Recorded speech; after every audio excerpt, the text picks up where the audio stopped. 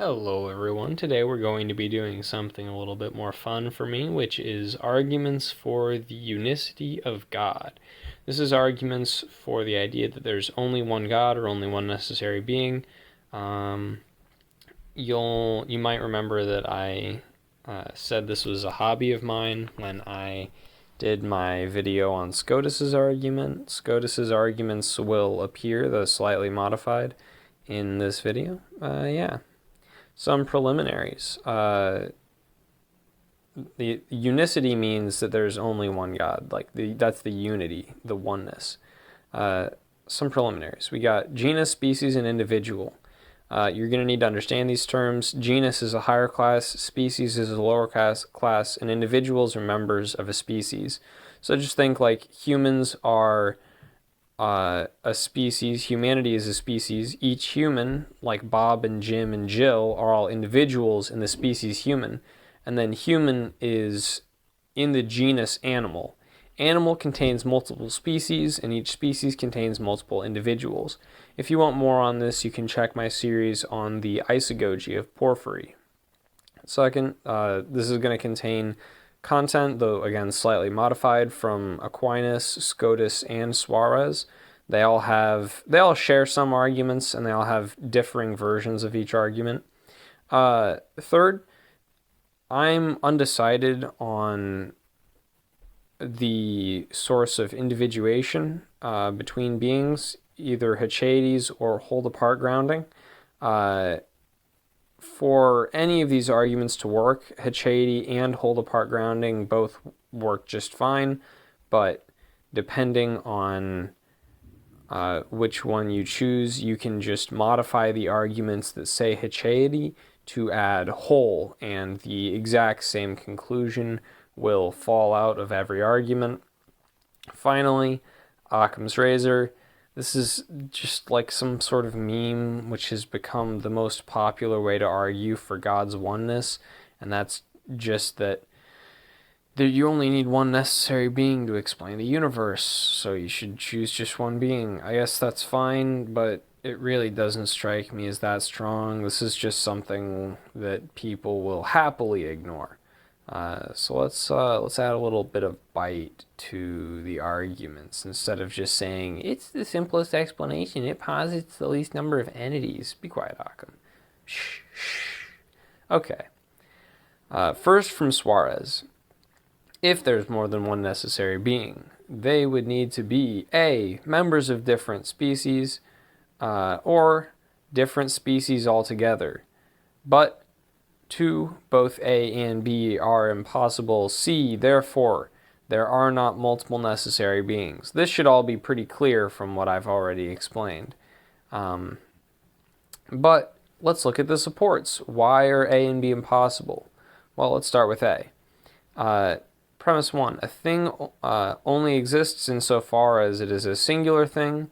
Necessary beings exist through their essence, therefore, a necessary being is essentially a singular thing. There can only be one member of species, or like the species exists through itself, through its very nature, and because of that, the singularity is identical with the being which has it. Premise 3, for an essence to be multipliable, it cannot be essentially singular. It cannot have that which would individuate it within its definition. Therefore, a necessary essence is not multipliable. So that would be the support for A of the last argument. You can go back and look at it again if you wish. And then support for not B. If a species is in potency in any way, it is multipliable. Species stand in potency to genus. Therefore, if a species is in a genus, it is multipliable. But the species of a necessary being is not multipliable, which is the argument from not A. Therefore, the species of a necessary being is not in a genus. For there to be other species of necessary being, they would need to share a genus with each other. Therefore, there is only one species of necessary being, and only one member of that species, and as a result, there is only one necessary being. Argument 2 from Scotus. If there were two perfectly good beings, they would either A, both love and be satisfied both with themselves and their partner perfectly, or B, they would have an inordinate love for themselves or for the other. This, of course, assumes a lot of things. This assumes that necessary beings are perfectly good. This assumes that necessary beings have knowledge of each other and a will.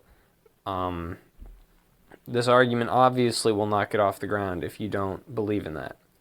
But if you do, then this argument will go through. Okay, so first, A. If A, that they both love and are satisfied by themselves and their partner perfectly, then their perfect satisfaction is causally overdetermined. This means there are multiple complete causes of one effect, but causal determination is impossible, so A is impossible. We're going to take a second to talk about causal overdetermination. So this is a situation where you have multiple complete causes of one effect. What I think is problematic about causal overdetermination is that it removes the dependency relationship. There is a dependency relationship definitionally between effects and causes. If you have multiple complete causes of one effect, then the effect actually doesn't depend on either cause, because both of them are sufficient for the effect to come about. They both, in a way, take up the exact same spot. So the effect actually isn't dependent on either cause, and I think that's just impossible. Okay, now if B, they would have an inordinate love for themselves or for the other, then a perfect being would commit some evil or have some imperfection, because their love would not be suited to the object of the love, either of themselves or of the other perfect being. 5. A perfect being cannot have an imperfection. Premise or conclusion 2, so B is impossible, so neither A or B is possible, so there cannot be multiple perfectly good beings. And then this is my personal favorite, a synthesis argument of Aquinas, Scotus, and Suarez. If there were multiple necessary beings, they would need a way to individuate the formality which accounts for necessary existence. So this is the thing, this formality is the thing which accounts for why the necessary being is different from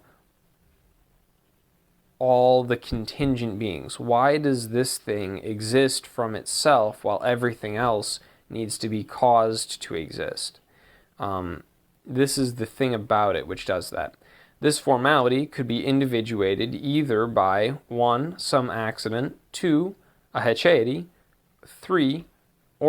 Some variation between species or genus among necessary beings. But for 1 through 3 to individuate a being, whatever does the individuation must be logically prior to the object that it individuates. The formality which accounts for necessary existence must be logically prior to all other formalities of its being, therefore not 1 through 3, therefore there are not multiple necessary beings. Now we're going to talk about 3 for a second here. The reason that nothing could be logically prior to this formality, to the thing which accounts for necessary existence, is because everything which could individuate it is dependent upon it. It is in a way, the very first aspect of being as such. It is the thing which comes before every other thing. So accidents, hechaties, genus and species, all of these things are posterior to the formality which accounts for necessary existence. Now, this isn't strictly necessary, but I also have an argument in support of the idea that there's a formality which accounts for necessary existence, which we'll run now. Premise 1, necessary existence could either be accounted for by a lack of false makers across possible worlds, 2, an emergent property dependent upon other properties with less than formal identity with necessary existence, or 3, an atomic formality composed of nothing but being and ultimate difference. So the first one, a lack of false makers. So think about the statement, Donald Trump was the president of the United States. Or, you know what, let's make this easier. Imagine you're eating dinner. Think about the statement, I am imagining that I'm eating dinner. There's a truth maker for the sentence. That is you actually thinking about eating dinner. But what about a situation where you say, there are no purple elephants? There isn't like a positive thing about the world which corresponds to the sentence, there are no purple elephants. What there are is a lack of purple elephants which make the sentence true. These are false makers. So in this situation where we're talking about necessary existence, where something is true in every possible world, maybe one explanation is that there are just no false makers. But if this was the case, then self-existence wouldn't be a power. There wouldn't be something different about a necessary being which explained its necessary existence. But there is, so not one. If 2, which is an emergent property dependent upon other properties with less than formal identity with necessary existence, then necessary existence will be grounded, at least partially, in things which are not necessary existence. But nothing could ground necessary existence because it grounds everything else. Therefore, not 2. Therefore, not 1 and not 2. Therefore, 3. Necessary existence must be accounted for by an atomic formality composed of nothing but being and ultimate difference. You can ignore the stuff about being an ultimate difference if you're not a Scotist. That's not super important. What's important is just that there is a positive perfection, what I call here an atomic formality, which accounts for the necessary existence or the self-existence of a necessary being. I hope you've learned something. Have a good day.